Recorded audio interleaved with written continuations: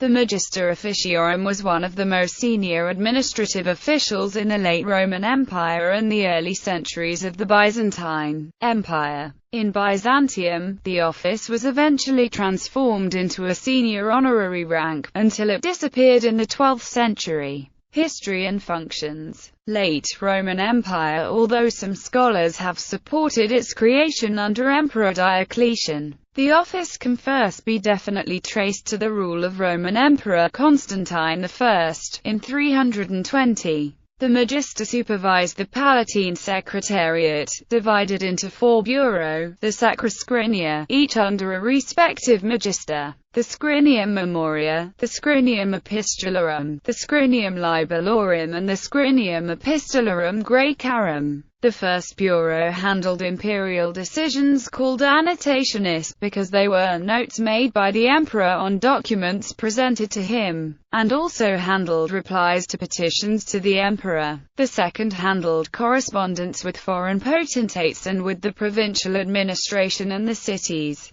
The third dealt with appeals from lower courts and petitions from those involved in them, and the fourth handled the documents issued in Greek and the translation of Latin documents into Greek. Another important duty transferred to the office by Constantine was the supervision of the agentis in rebus, a corps of trusted messengers who also functioned as controllers of the imperial administration. Especially this control of the feared agentis, or magistriani, as they were colloquially known, gave the office great power. The office rose quickly in importance. Initially ranked as a tribunus, by the end of Constantine's reign the magister was a full comes. The office's powers were further enhanced in 395, when Emperor Arcadius removed the purview of the public post, the palace guard and the imperial arsenals from the praetorian prefecture and handed them to the Magister officiorum. These last changes are reflected in the Notitia Dignitatum, a list of all offices compiled circa 400. Sometime in the 5th century, the Eastern Magister also assumed authority over the border guards or limitanea. In the course of time, the office also took over the coordination of foreign affairs, and in the East, the Notitia records the presence of 4 secretaries in charge of the so-called Bureau of Barbarians under the Magister's supervision. One of the most important incumbents of this office was Peter the Patrician, who held the position from 539 to 565 and undertook numerous diplomatic missions in this role for Emperor Justinian I.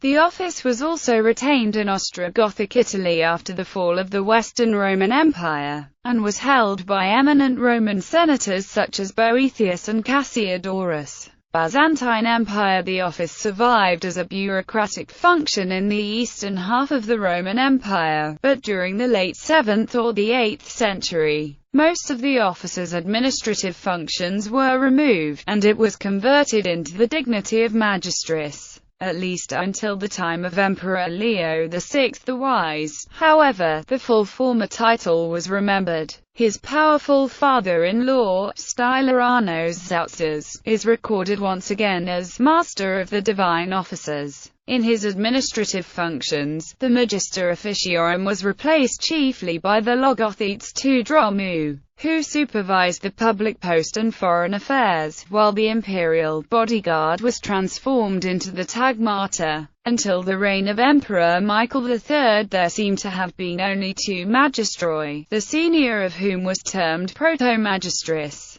and who was again one of the senior ministers of the state and head of the Byzantine Senate. From the reign of Michael III on, the title was conferred on more holders, effectively becoming a court rank, the highest in the Byzantine hierarchy until the introduction of the proedros in the mid-10th century. The list of precedents of Philotheos, written in 899, implies the existence of 12 magistroi, while during the reign of Emperor Nicephorus II Phocas, the western envoy Liutprand of Cremona recorded the presence of 24. The rank continued in existence thereafter, but lost increasingly in importance. In the late 10th and 11th centuries, it was often held in combination with the title of vestes. From the late 11th century it was considerably devalued, especially in the Komnenian period, and disappeared entirely by the mid-12th century.